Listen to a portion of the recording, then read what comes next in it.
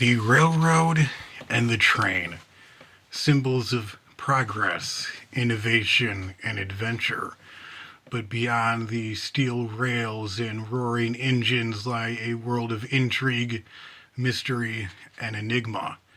From morbid tales to train wrecks shrouded in secrecy, the railroads and the trains that rode on them have tales that have been regulated to the shadows.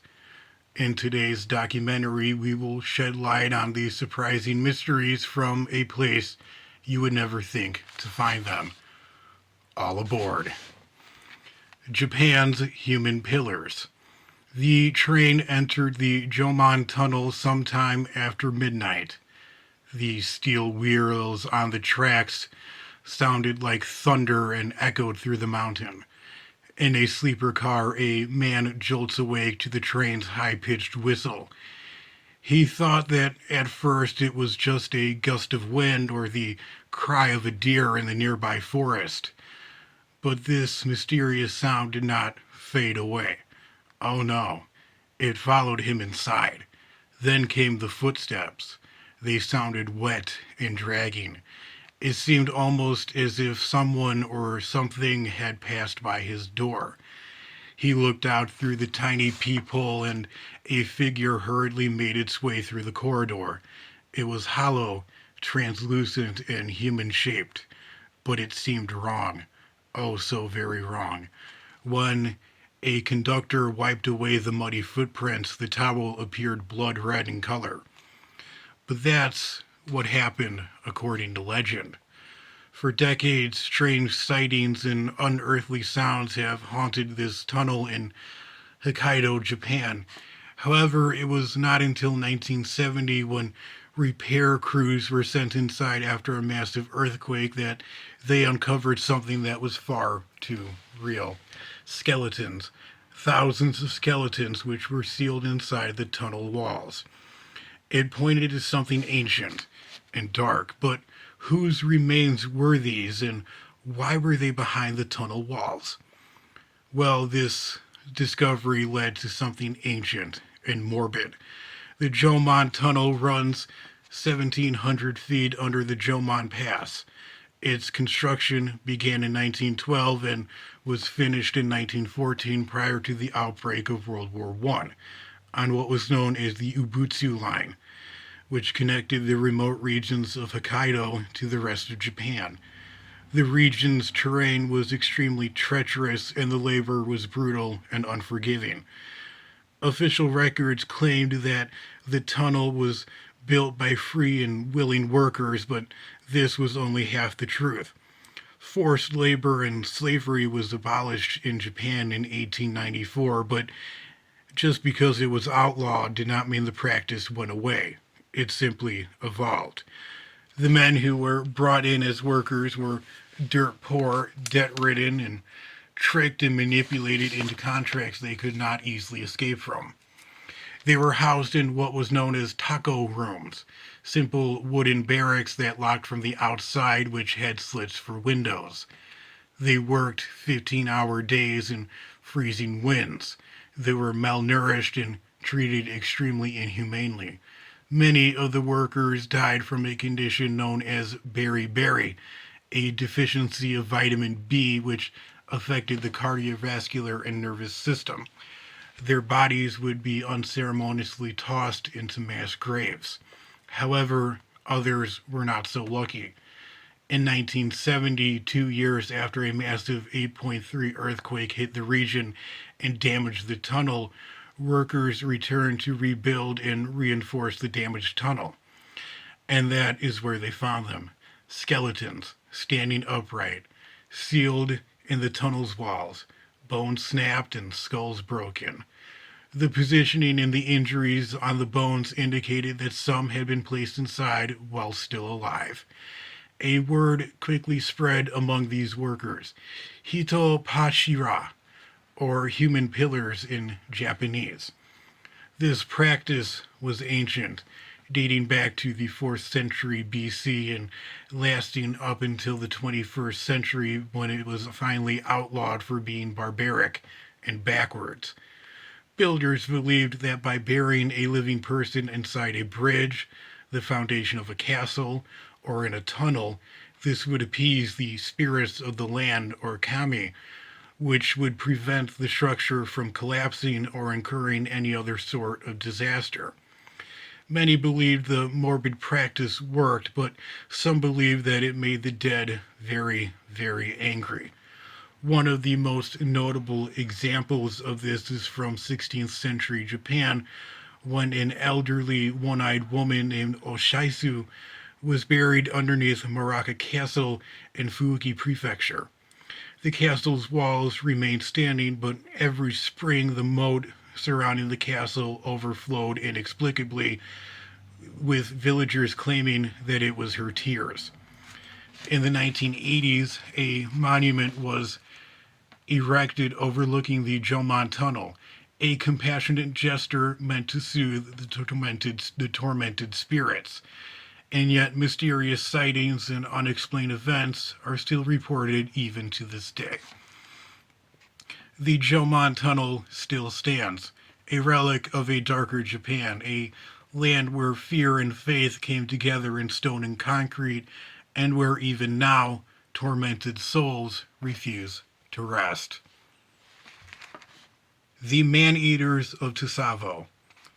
They came in the middle of the night, silent killers sneaking past the thorn barriers that were meant to keep them out. Workers began to vanish one by one, dragged away from their tents and eaten alive. When the morning night arrived, nothing remained but blood-soaked soil and an overwhelming sense of terror.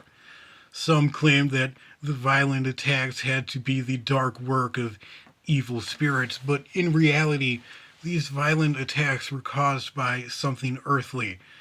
Two lions who had developed a taste for human flesh. Over the course of 9 terrifying months in 1898, the infamous Lions of Tsavo turned the Uganda Railway construction project in British East Africa into a hell on earth. The man who was sent to oversee the construction of a railroad across the Ugandan Sabo River was a man by the name of Lieutenant Colonel John Henry Patterson. He became his workers' last line of defense. He was a soldier, an engineer, and now, suddenly, a lion hunter. Patterson had spent weeks stalking the lions, climbing up trees at dusk and building hunting scaffolds and baiting traps. But these lions were clever and always found a way to outsmart Patterson. The workers who were imported from India fled in mass in utter terror, wondering if they would be the next victims of these man-eating beasts. Progress on the railroad ground to a halt. A British officer was mauled and his assistant was torn to shreds. By the end, Patterson claimed that these two lions had killed 135 men. These two lions were not normal. They were even abnormal by wild animal standards. They were both massive adult males, but neither of them possessed their distinctive manes, a result of the brutal African heat. They also hunted together as a team, something that was extremely uncommon for male lions to do. The lions did not just kill, they infiltrated camps with an extreme degree of intelligence and purpose. On December 9th, 1898, the nightmare was coming to an end. Patterson had finally shot and killed the first lion. It took more than 8 men to bring its body back to camp. The second lion went on to live for another 20 days, but it too was shot by Patterson. It took Patterson 9 shots to slay the beast, which he claimed died while gnawing on a branch, attempting to crawl towards him one last time. The British eventually finished their railroad and their bridge, and the lions lived on as well, as trophies that were turned into rugs before they were taxidermied and put on display at Chicago's Field Museum, where they still live today. But a simple question remained unanswered. Exactly why did these lions hunt people? In 2008, scientists extracted answers to these questions from their bones and fur. Using isotopic DNA analysis, scientists discovered that one of the lions had eaten the equivalent of 10 people. The other lion had eaten about 24 people. One of the lions had a fractured tooth and an abscess, a painful and festering infection which would have made biting into tough prey like zebras or buffalo excruciatingly painful for the lion. In comparison, humans were soft and slow. But these lions were by no means evil. They were starving, and they were just simply opportunists. And Tsavo had a dark past which may have primed them for this new diet. Arab slave caravans once passed through Tsavo, discarding the dead and dying by the roadside. These lions may have acquired their taste for human flesh long before the railroad was built. Today, Tsavo still remains lion country and is still dangerous. The ghosts of Tsavo still prowl this land. The man-eating lions may have died over a century ago, but their legend is still alive through the deeply unsettling truth that there are still places on Earth where man is prey and not predator. A train which carried doomsday.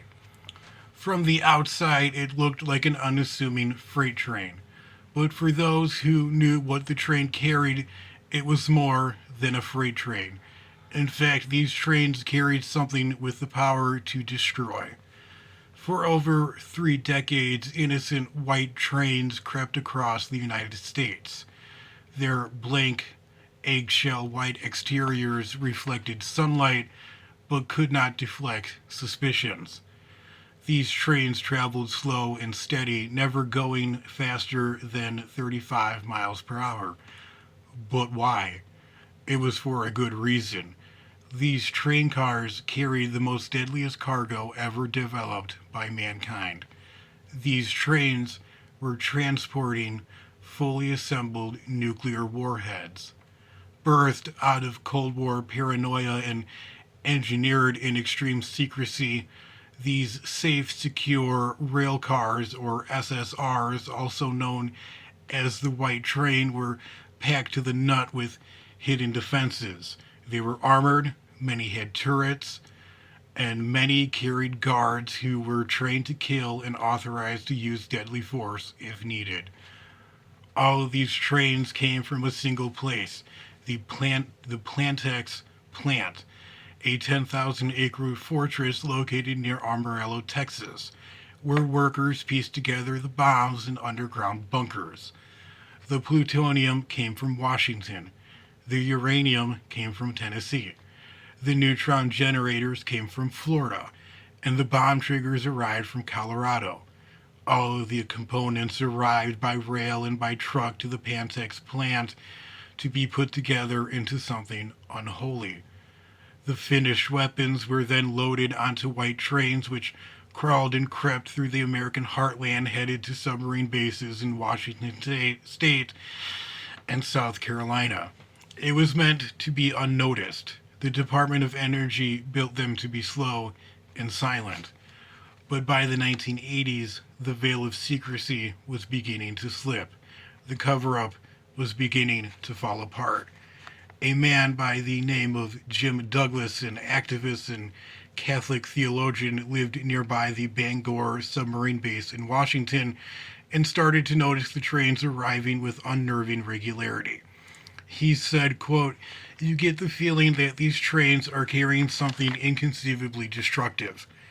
With his wife, Shelley, along with a growing network of anti-nuclear weapons activists, turned the white train into a symbol of resistance. They mapped the train's routes, they alerted local newspapers to the arrival of the trains, and they prayed next to the tracks. And eventually, they began to get in the way. In Memphis, Tennessee, a nun stood inches away from death while praying on the tracks. The train stopped just in time before it ran her over. In Washington, D.C., thousands of protesters gathered outside the Department of Energy's headquarters. The agency began to panic. They rerouted the trains and criminalized whistleblowing about the trains. They even went as far as to paint the trains different colors: red, green, and blue. But you simply cannot hide a train with turrets. By 1985, the resistance had become too loud. At one anti white train protest, 146 people were arrested. In court, their cases were dismissed and their charges were dropped, allowing them to walk away scot free.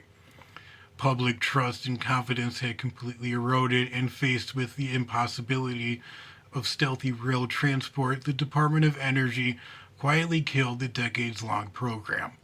The last white train vanished in 1987.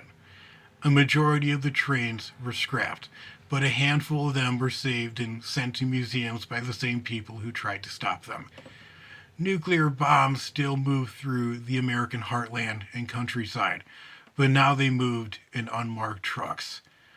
The bombs are still moving, and most of us never see them.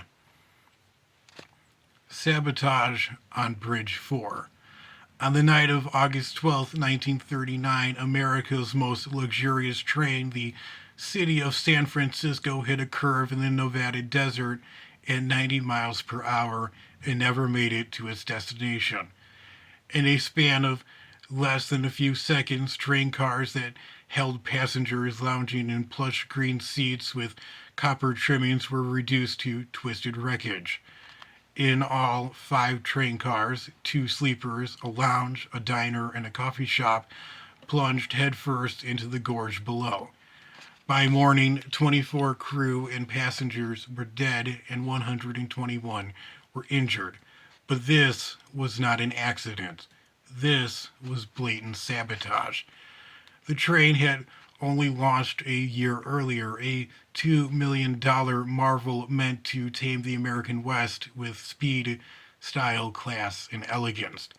It cut 20 hours of the Chicago, Illinois to Oakland, California route. On the night of the accident, passengers were finishing dinner and cocktails when nervous laughter broke out amongst the crew and passengers as the train leaned into turns harder than it usually would. A bottle of wine rolled off of the bar. A coffee cup slipped across the table. A woman was tossed into the aisle.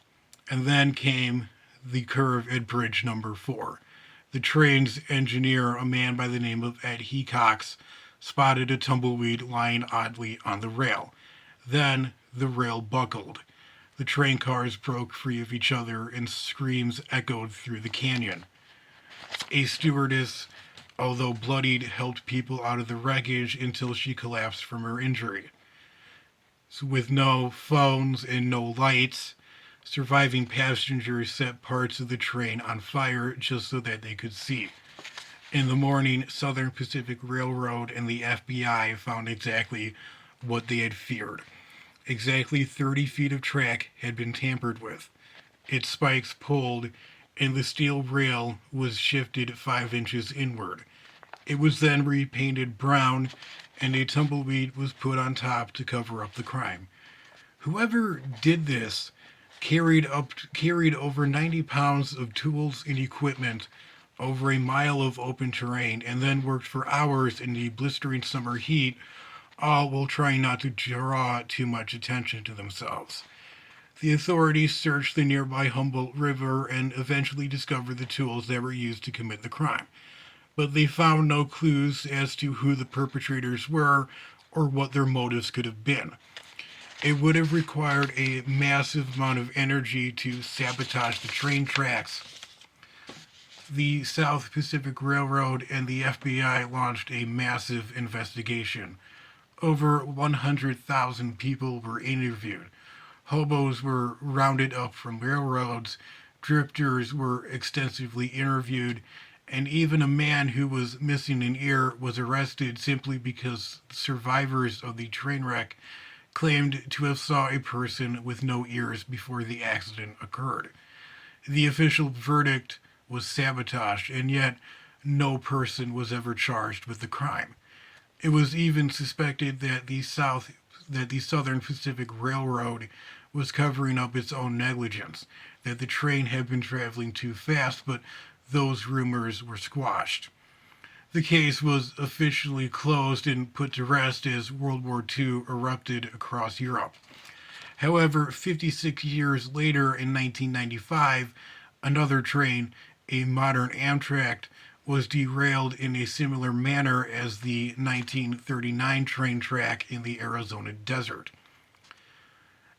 Anti government manifestos from a shadowy group called the Sons of the Gestapo were found nearby, but once again, no one came forward and took responsibility. Both train wrecks remain unsolved to this day. A mushroom cloud over the tracks. On June 4th, 1988, at 9:32 a.m., the city of Arzamas, Russia, shook.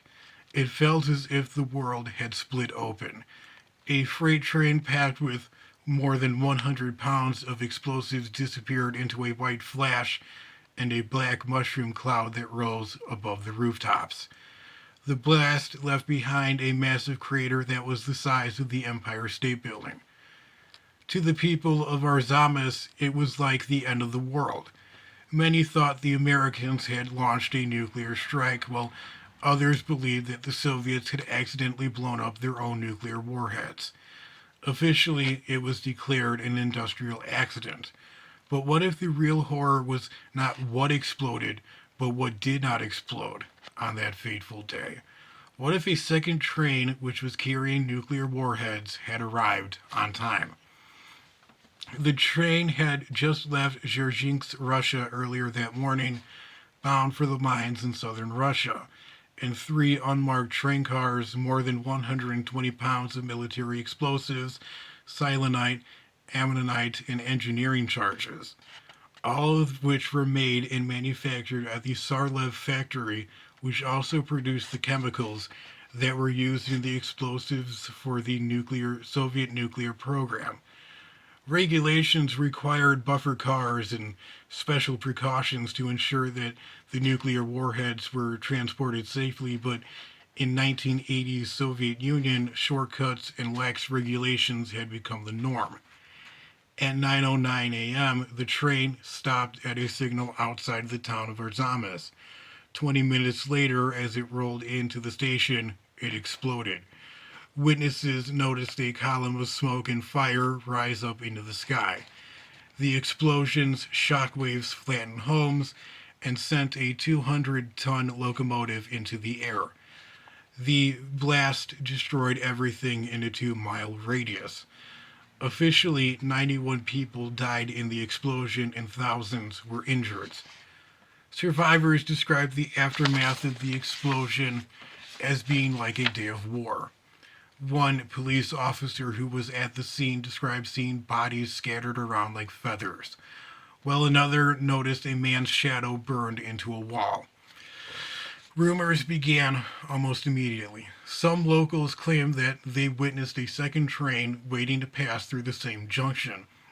This train had arrived from Arzamas 16, a secret city that was home to the secret nuclear weapons program for the Soviet Union.